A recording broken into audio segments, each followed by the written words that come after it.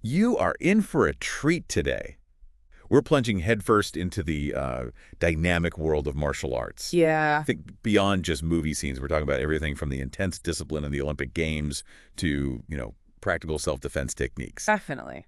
Our guide for this deep dive is Martial Arts Basics, From Olympic Sports to Self-Defense Systems by Algote Ed DD.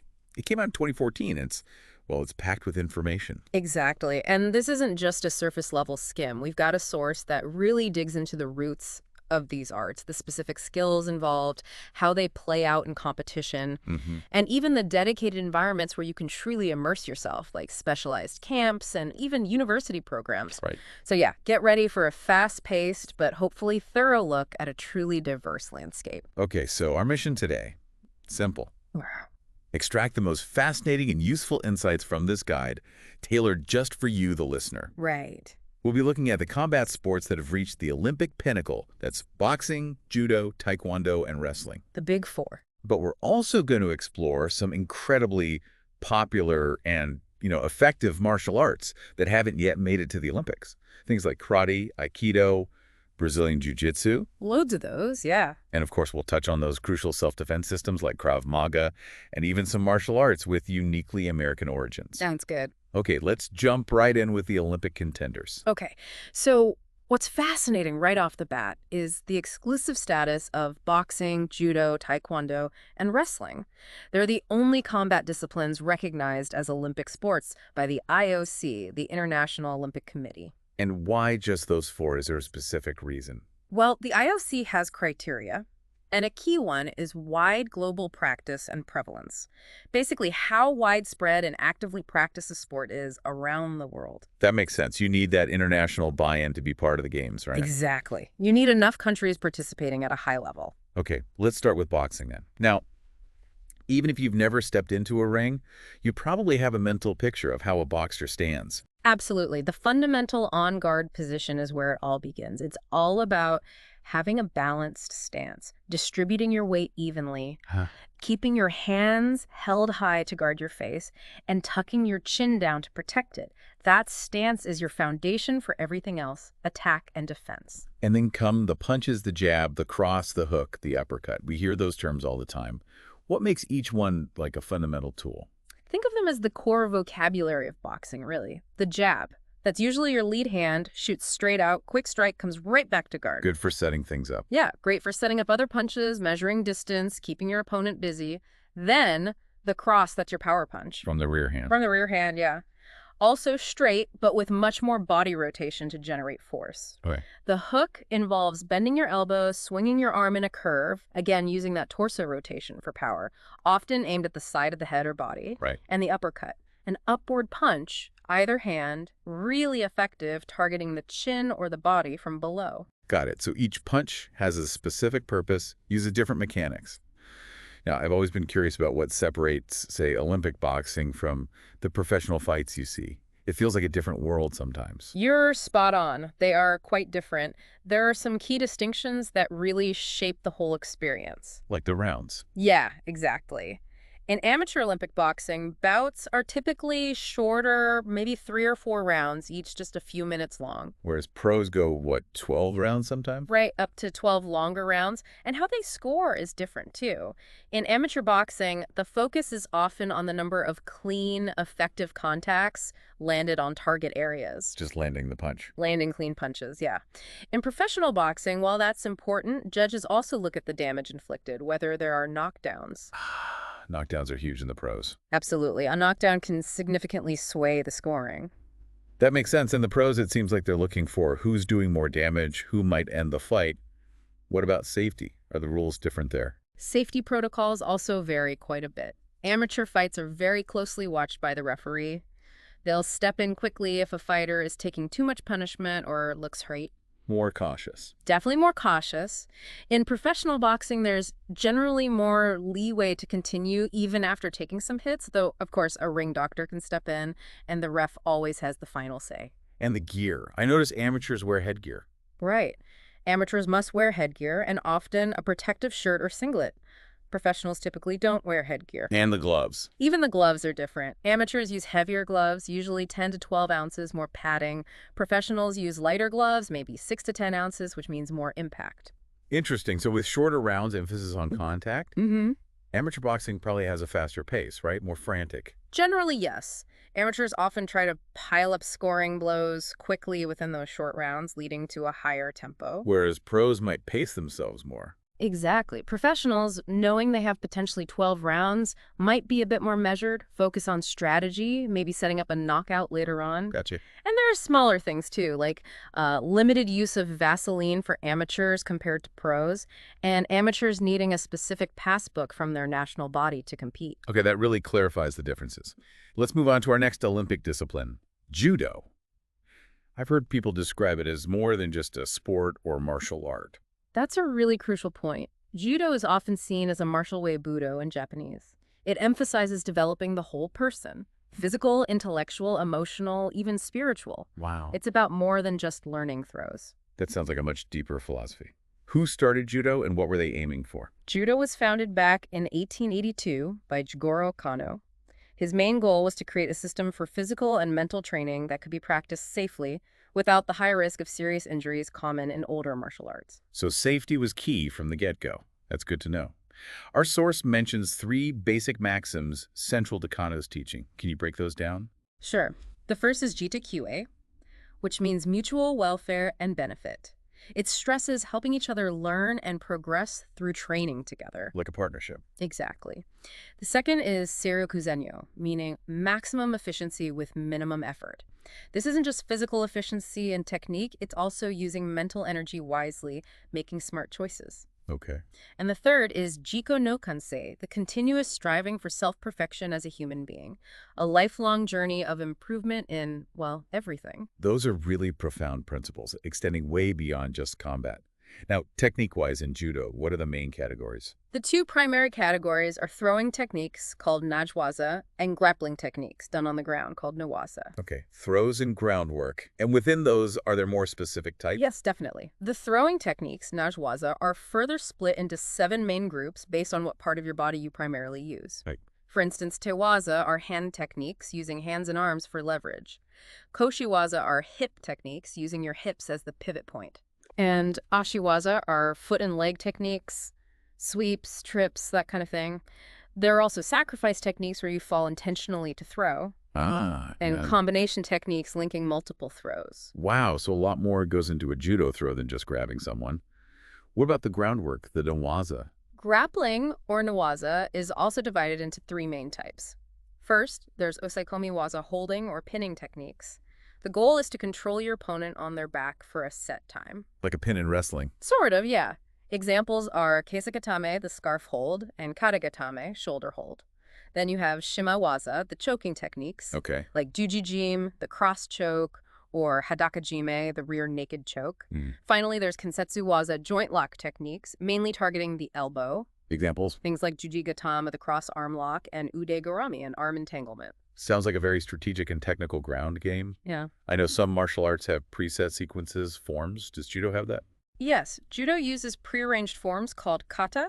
These are practiced with a partner, systematic sequences of techniques. They help refine fundamental movements, balance, transitions. Learning the principles. Exactly. There are various kata like Neige no kata focusing on throws and Katami no kata focusing on grappling. Interesting. And like many martial arts, Judo has a belt ranking system, right? Absolutely. The U.S. Judo Federation has a clear system. For adults, it starts at 6Q, that's a yellow belt, then orange, green, brown, up to first Q.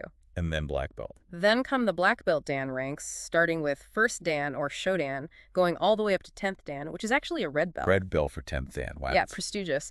And there are minimum ages for adult Dan. Ranks 14 is the minimum for first Dan.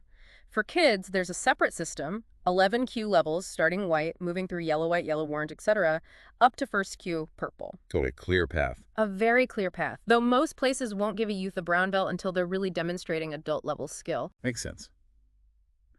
Okay, let's shift focus to another striking-focused Olympic sport, Taekwondo. Right, Taekwondo. A Korean martial art, it's the national combat sport of Korea. What really sets it apart is its heavy emphasis on kicking techniques. Using the legs for power and reach. Exactly. Leveraging the greater reach and power of the legs in combat. Compared to, say, karate, would you say Taekwondo's journey to international recognition is more recent? That's generally accurate, yeah. While its roots are deep, the unification into modern Taekwondo and its widespread international recognition happened relatively more recently compared to some older arts. And the ranking system in Taekwondo, similar structure to Judo or karate. Yes, similar principle. It uses a system divided into JEP. Those are the colored belt ranks below black belt, and Dan, the black belt levels. Mediac. Typically 10 JEP levels, starting with white, progressing through various colors. The Dan levels then mark increasing expertise within the black belt ranks. Okay, jump before Dan, familiar concept. Finally, in our Olympic quartet, we have wrestling. This one feels ancient.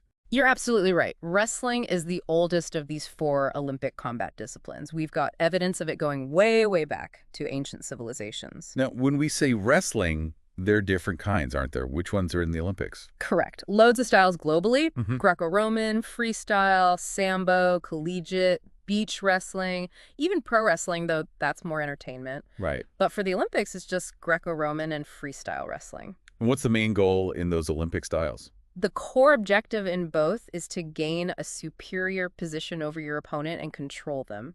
You do this through clinching, holding, locking limbs, using leverage. Taking them down. Taking them down to the mat, yeah, and securing control, ideally pinning their shoulders to the mat. So it's purely grappling and control, no striking. Okay, now let's step outside the Olympics into the world of popular martial arts that aren't designated as Olympic sports. So many fascinating ones here. Let's start with Aikido. Like Judo, this one seems to have a strong philosophical side. Aikido is indeed Japanese, and yes, the philosophy is huge. Unlike arts focused on striking or direct opposition, Aikido emphasizes blending with an attack, not meeting force with force. Blending. How does that work? The idea is harmony, resolving conflict without necessarily fighting. You aim to neutralize an attack, redirect the opponent's energy, minimizing harm to everyone involved. Blending with the attack, that's a really interesting concept. Are there key stances or principles? Yes. A central principle is uniting with ki. Ki is often translated as energy, but in Aikido, it's more like focused intention, breath control, connecting harmoniously with your opponent's movement. Okay. Another fundamental is the triangular stance, Hanmi. It gives a stable base for movement, allowing effective pivoting and blending. And training in Aikido, is it mostly empty hand or are weapons involved? It includes lots of empty hand techniques, throws, joint locks, pins, but it also integrates training with traditional wooden weapons. Like what? Primarily the bokken, wooden sword, the tanto, wooden knife, and the jo, wooden staff. Training with these helps develop body awareness, timing, spatial understanding, things that carry over to empty hand techniques too. So weapon work is integral. What about ranking? Same Kyudan system. Yes, Aikido traditionally uses the Kaidan system, common in Japanese arts. Q levels before black belt, Dan levels for black belt and beyond. Now, our source also mentions Nihon Goshin Aikido. Is that a specific style? Yes, Nihon Goshin Aikido is considered a distinct style founded in Hokkaido, Japan by Master Shoto Morita. A key difference is its greater emphasis on practical self-defense applications for real-world situations. Less focus on competition or pure philosophy. Exactly, more on techniques useful in self-defense. For instance, for the Shodan test, the first-degree black belt, students have to show a comprehensive range of basic strikes and apply them effectively in realistic self-defense scenarios. Sounds very pragmatic. Let's move to one that's exploded in popularity recently. Brazilian Jiu-Jitsu, BJJ. Yes, BJJ. It's a grappling-based art, huge emphasis on ground fighting, and submission holds, chokes, and joint locks. The idea being a smaller person can handle a larger one on the ground. That's a core principle, yeah. Using leverage and proper technique, especially once it goes to the ground, can negate size and strength advantages. It's amazing how much focus is on the ground game compared to others. Yeah. What about their ranking system? It looks different, colored belts, stripes. You're right, it is a bit different. Typically white, blue, purple, brown, then black belt. But criteria and timing for promotion can vary between schools. And the stripes. It's common for instructors to award stripes on the current belt to show progress within that rank before you get the next full belt color. And yeah, the journey through BJJ belts often takes a long time, lots of dedication. Definitely sounds like a commitment. Now, for something completely different striking, Muay Thai, the national sport of Thailand. Yeah. This is more than just fists and feet, right? Muay Thai or Thai boxing, absolutely. Often called the art of 8 limbs. 8 limbs. Yeah, because it uses punches, elbows, knees, and kicks all strategically. It's a very powerful, dynamic, striking art with roots in ancient Siamese combat. It's evolved into a highly effective modern combat sport. Elbows and knees. Sounds incredibly powerful, close-range stuff. What about Sambo? I've heard that's a blend. Sambo is interesting. It's a relatively modern art developed in the Soviet Union, originally for the Red Army hand-to-hand combat, self-defense, controlling prisoners. So practical military origin. Yes, and it draws techniques from lots of places. Judo, jiu-jitsu, various wrestling styles. You'll often see them in a judo-like uniform, a gi, What techniques does it use? a wide range. Throws, holds on the ground, submissions like chokes and arm locks. Interestingly, some Sambo competition rules allow striking, while other forms are purely grappling. Real hybrid, designed for application. Okay, Mhm. kickboxing. Name's descriptive, but are there variations? Yes, the core idea is stand-up combat combining martial arts kicks with boxing punches. But the specific rules, what techniques are allowed, can vary a lot depending on the organization or style. Like low kicks allowed or not?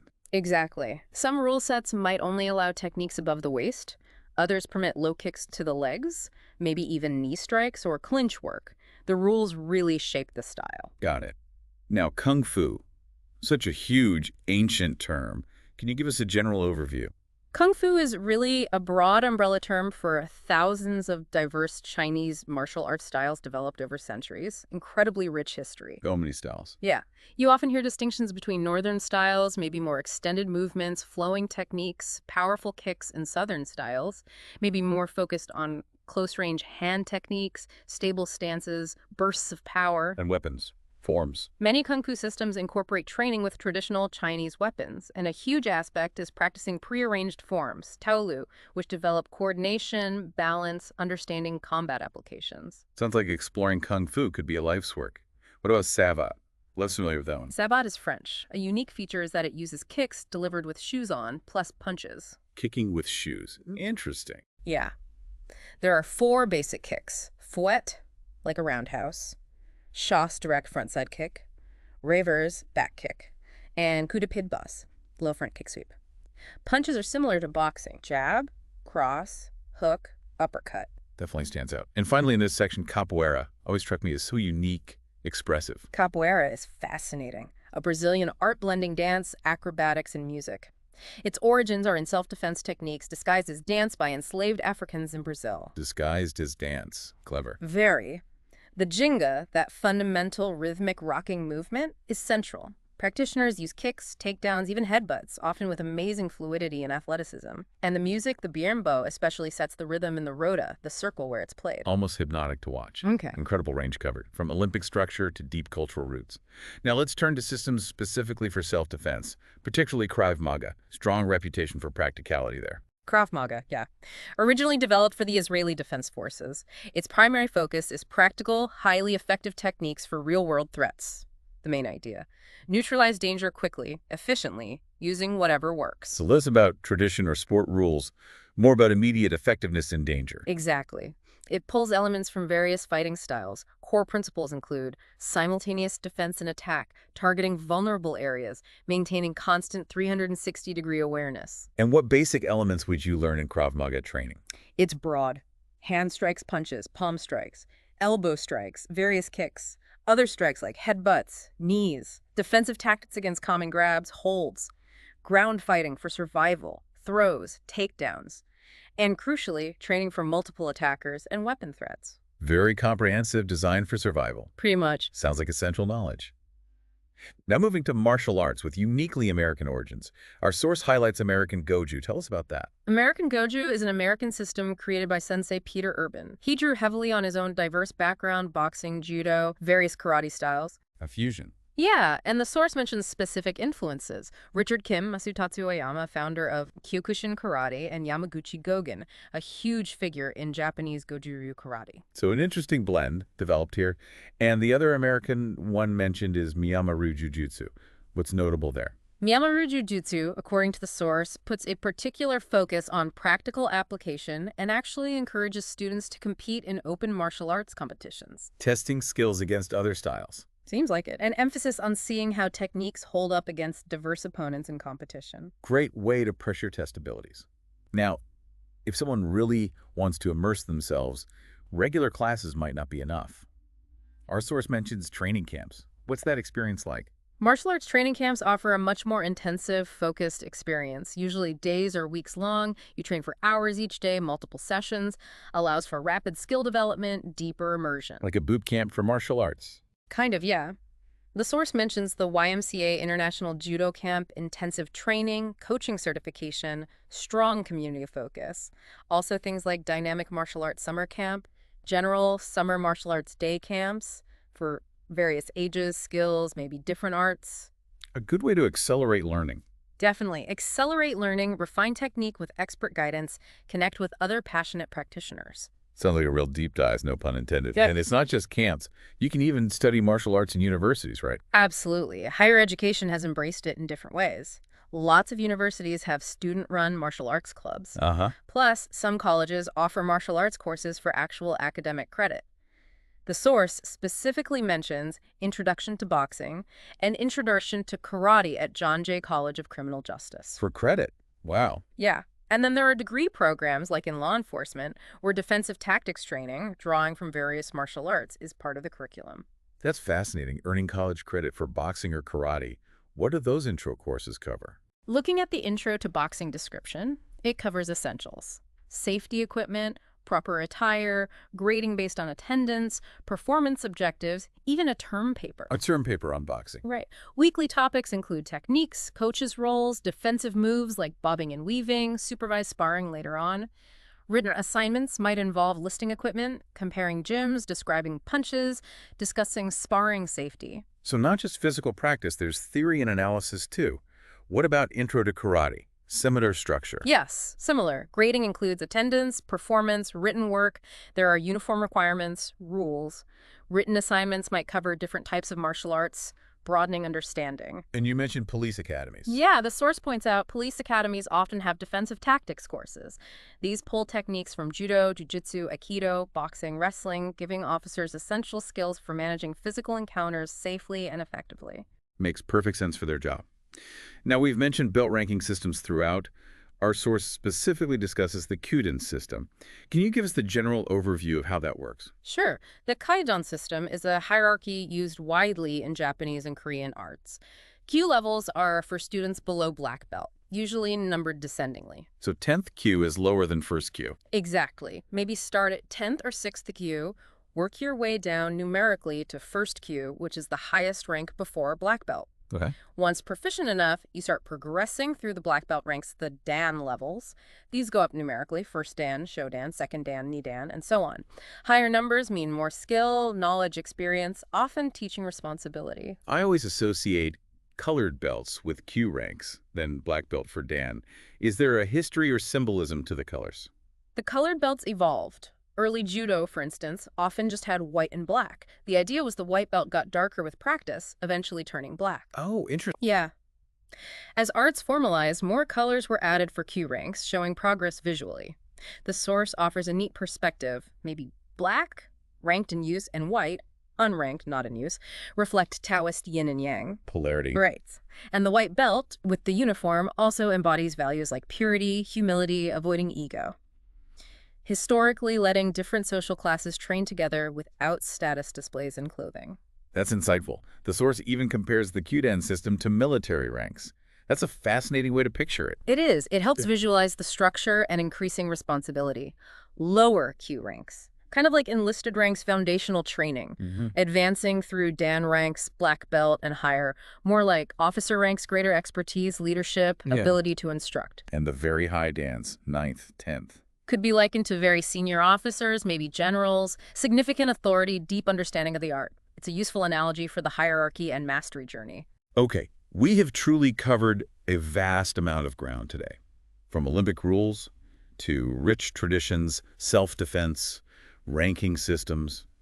This martial arts basics guide really does give a comprehensive, fascinating overview. It certainly does. Gives you a solid foundation for understanding this incredibly diverse world. Whether you're interested in Olympic competition, practical self-defense, cultural roots like Judo or Kung Fu, or even academic study. So as you, our listener, reflect on everything we've explored today, maybe consider this. What motivates people to get into martial arts? Good question. Is it chasing athletic excellence in sport? That personal journey of self-improvement, discipline, the practical need for self-defense, or maybe connecting with a cultural tradition? Could be any or all of those, right? Exactly. Yeah. And how might those different motivations intersect in your own life or just in the culture around us? Which aspects that we talked about today resonated most with you and why? Definitely something to contemplate. Absolutely. Thank you for joining us on this deep dive.